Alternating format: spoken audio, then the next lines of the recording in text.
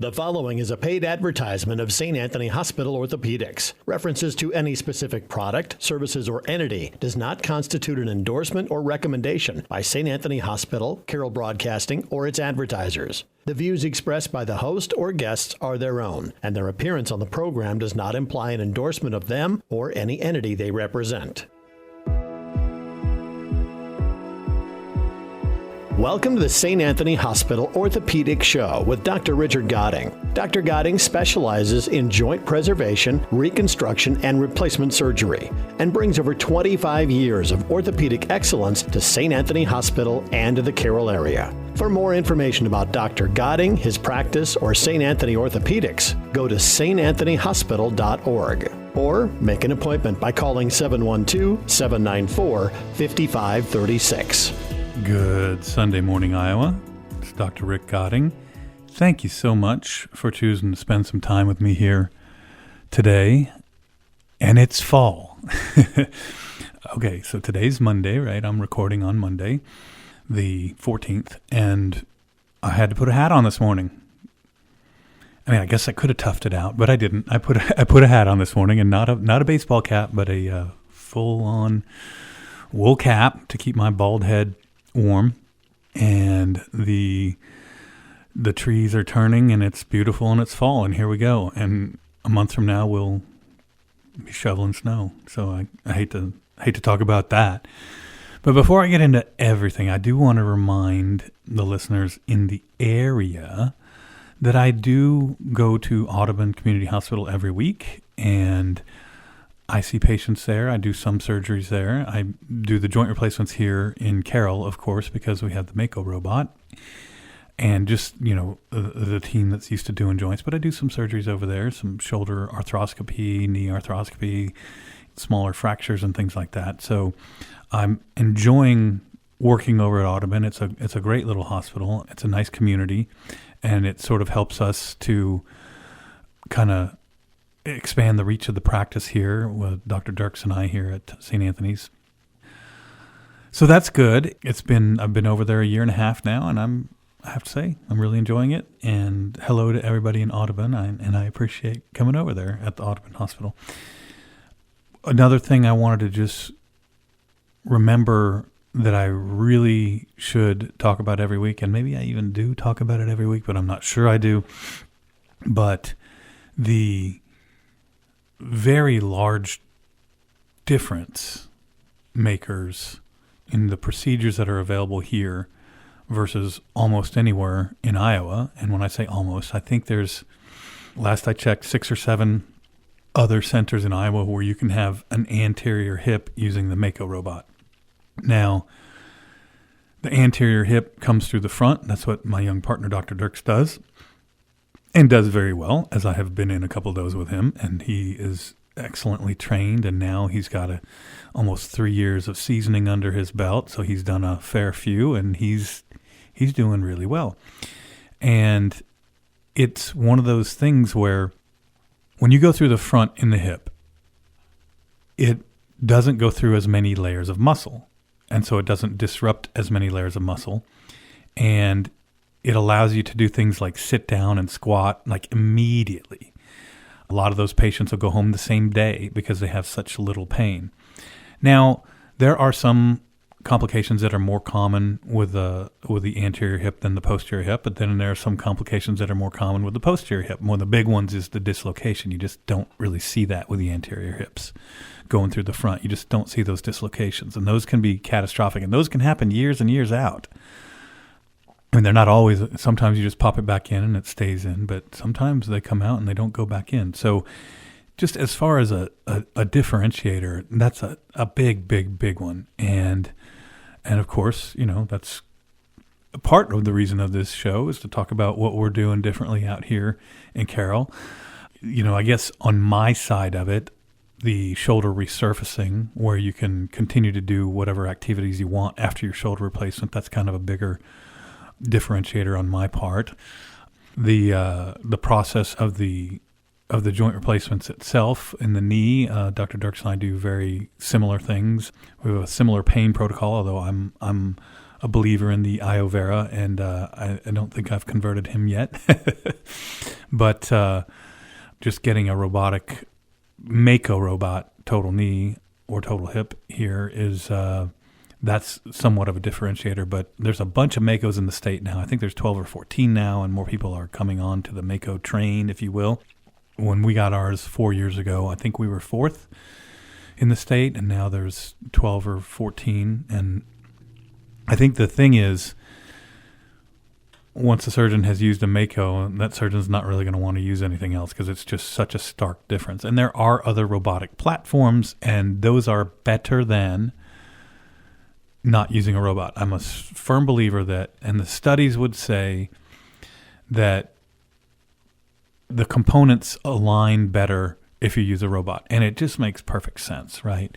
I mean, you're gonna put the things in the way you want them exactly if you're using a robotic arm and a 3D CT scan. And some of the other robotic platforms, number one, some of them aren't even robotic. You have a guide in your hand that has some reflectors on it, and it's guiding you where your hand's going to go. Well, that's not a robot. That's just what we used to call navigation. But if there's not a robotic arm attached to what's happening at the surgery, I don't consider it robotic, frankly. But nevertheless, these techniques are all better than not using them. They are all superior to what I consider to be, at this point, antiquated way of doing it, although it's still the most common way it's done is putting the big rod up inside the femur and then putting the metal jigs on the tibia and, using your experience and eyeballing it a bit. And then after the metal's in and everybody's metal goes in essentially the same and plastic, then you release some ligaments on either side of the knee to try to balance it out. And that's very much art. There's science involved in your decision-making process as far as which layers of soft tissue you're going to release, but how much to release is very much art. And if you release a little too much, then you got to put in more plastic. There's no going back to a non-robotic total joint for me. I mean, I would never do it, no matter what would happen in the future if I found myself in a practice setting where I was doing part-time work, later on or something, I flat out am not going to do joint replacements without a robot of some sort. It's just day and night. So those are just kind of a couple things I wanted to make sure and just talk about, especially, going up to Audubon. I think I haven't mentioned that as much. I know that I have mentioned Dr. Dirks and his anterior hips, and I've mentioned my own shoulder resurfacings, and these are the things, I did my fellowship in shoulder and knee surgery, and that's where I specialize. And so I do a few things in the shoulder that are not done by sort of your non-shoulder trained surgeons, if you will. But those are some big differentiators. And of course, the care that you get at St. Anthony's is, in my estimation, extremely difficult to duplicate because you have the physical plant of a city hospital and the competent staffing of a city hospital, and yet you have the sort of human touchy-feely, if you will, care aspect of it that you really can only get in a rural hospital. And I've worked in both, and I'm telling you, you can get very good care in an urban hospital, no question. But the human sense of how that care is delivered is just, it's my opinion, it's my strong opinion that in a rural hospital setting where the people in the hospital are literally taking care of their neighbors and family and friends at a high rate. A lot of people coming through the hospital are known to the employees. They're just going to get a little bit extra. And so you can't selectively give that. So everybody gets a little bit extra. And that's just my opinion. That's just how I think things work. But yeah, those are kind of some big things. So this past weekend, I went up to Wisconsin. There was a carnivore meetup at this place in Wisconsin. This guy who's on YouTube and has a big channel and was one of the inspirations for me to start up the carnivore diet. He had a homesteading channel that changed it up into basically when he transformed his life and got his weight down and his depression and anxiety went away and his heart failure was cured. That was one of the things that made me think, I really want to check into this. But it was really interesting, and he owns a theater in town, and he's doing a documentary and on multiple people who have had these radically life-changing carnivore experiences. There's a guy up in Alaska that lost 500 pounds, hadn't been outside of his house in years, and there's just like some inspiring stories. And then there was another doctor there who was sort of the guest of honor. He's a big internet presence. His name's Dr. Kiltz. And it was very interesting. I had dinner with him. I had the dinner with the two of them and some other people Friday night. We had prime rib. It was delicious. And I met this Dr. Kiltz, and he's an amazing guy to know. He's a fertility specialist. He owns his own jet that he flies in between his fertility clinics all the way from upstate New York to Colorado. And he uses a carnivore diet as first-line therapy for infertility. And then he does everything else as well. He uses all the medications. He uses all of the other ways. But he starts there, and he says, I just think when we pull all these toxins out, he's found that there's a certain number of people who will just be able to get pregnant. And, it just, that aspect of it just tells you that, all of these toxins that we're eating in our diet, specifically one of the toxins I will say is sugar. Sugar is destructive. It is addictive. It is everywhere. So that makes it really difficult to deal with, especially if you have teenage kids like I do. And it's been a struggle. And now, you have this hyper drink that they all want to drink, which is an energy drink packed full of sugar. And, you go into the schools and they're selling candy bars and sodas. So it's very difficult. But the idea that all of this food is damaging your health in every single way you can imagine, I think that's one of the big things that keeps being proven, is that if whatever diet you want to go on, if you can eliminate, that's one thing vegans and carnivores agree on, is don't eat highly processed stuff. Okay. And then if you were to do a Mediterranean diet, some people have found some success with that, where there's a little bit more protein, a little bit less red meat, but they're eating olive oil. But what they're not eating is they're not eating food with lists of ingredients on it, right, that are long. And that's, if you can go through the day and you've eaten 4 or 5 ingredients, I went, well, that's all I eat. 4 or 5. I only eat meat, eggs, cream, and cheese. And I don't eat a lot of cheese. But if you look at all of the things I'm not eating, and so I think that that's one of the big things that I think if you're going to look after your health, a place to start is to start looking at how many ingredients the foods you buy have and trying to whittle that down. And so if you're going to do salad, make your own salad dressing. Get some vinegar, get some olive oil, and make your own salad dressing. And if you don't like that kind of salad dressing, figure out some other ways of doing it where you have whole ingredients. And all these chemicals, they are toxic. You look at the way breakfast cereal, for instance, Fruit Loops, they won't sell the Fruit Loops in Canada or Europe that they sell here. Our kids get the Fruit Loops that have dye in them. And if you're going to Canada or Europe, the Fruit Loops are dyed with actual fruit juice, right? And that's just one little tiny point, but the overriding point is that there's an infinite amount of toxic stuff to eat in this country, and it's everywhere. It's in every time you go to a gas station, every time you go to the grocery store, it's all there. And your knees and shoulders and hips and back and ankles and wrists are all going to benefit if you eat a more healthy diet. And then, of course, exercise. And I know that seems like a long-winded way of saying you should eat better and exercise, but I think doctors don't talk about it enough. If I talk about it too much, I still think that's not enough, because I think that there's so many medical conditions that would just improve dramatically if people would just eat better, even if they don't exercise. And then, of course, once you start eating better, you feel better, and then you want to exercise. But it's a message that I think is under underemphasized by the medical community, is just how much control you actually have of your health based on what you're putting into your body.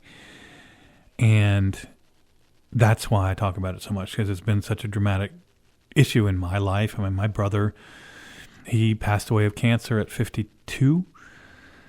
He had had a gastric bypass because of a lifetime of obesity and struggling with that. So, my dad, he passed away of cancer at 80, but he spent the last 10 years of his life in type 2 diabetes. And so nutrition-related health has been a huge issue in my life and my family's lives, and it is in so many of my patients. I mean, everybody knows the statistics, or if you don't know them, 50 or 60% of America is either overweight or obese.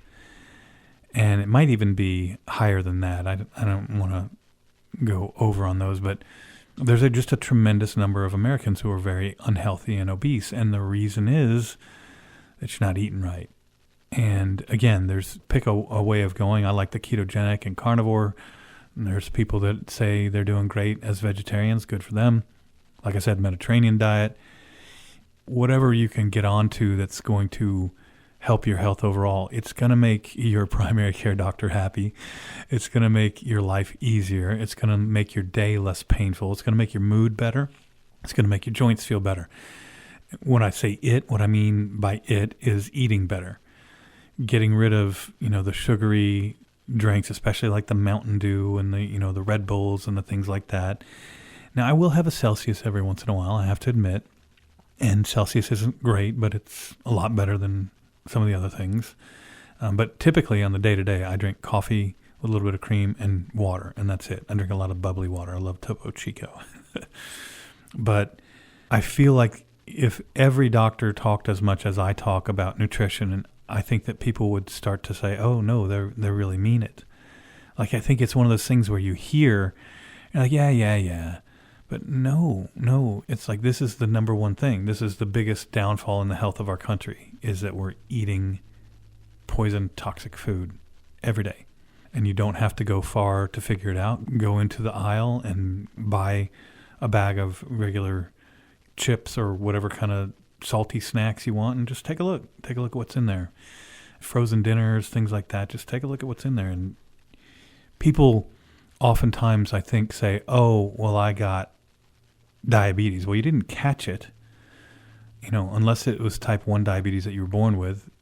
Most of the time, diabetes is a diet-related situation. There was, when I was young, and even when I was early in medical school, there were not very many kids under 18 that are diabetic. And now there's a huge amount that are either pre-diabetic or obese and leaning pre-diabetic. And I don't know. I feel like since I'm in tune with it, it's something that I want to talk about all the time, because I see it. I fight the battle in my own house with my own kids, trying to convince them to eat better, and it's hard. But I can't give up on that, either in my house or in my practice or on the radio show here, because I think that how much can I really change the outcome of what you're doing? If you're listening to this, I can say, well, if you have knee pain, go see your doctor. Okay, that's great. I can give you some ideas on different types of treatments that you can have, and that's great. But if you really want to get healthier, there's only the one way to do it, and that's to change the diet. And that's true for 99% of people. And there are other diseases. There are a lot of genetic diseases. There are a lot of diseases that are infectious and things like that. But from diabetes to cancer, the greatest part, smoking, okay, of course, everybody understands smoking. But next to smoking, it's diet. It's the number one. And actually, bad diet actually causes more people to be sick, because not that many people smoke anymore, thankfully. But so there's our early fall creeping up on Halloween episode, and I hope everybody is enjoying the fall as much as you can, and I will be back next week, and you have a blessed week, Iowa.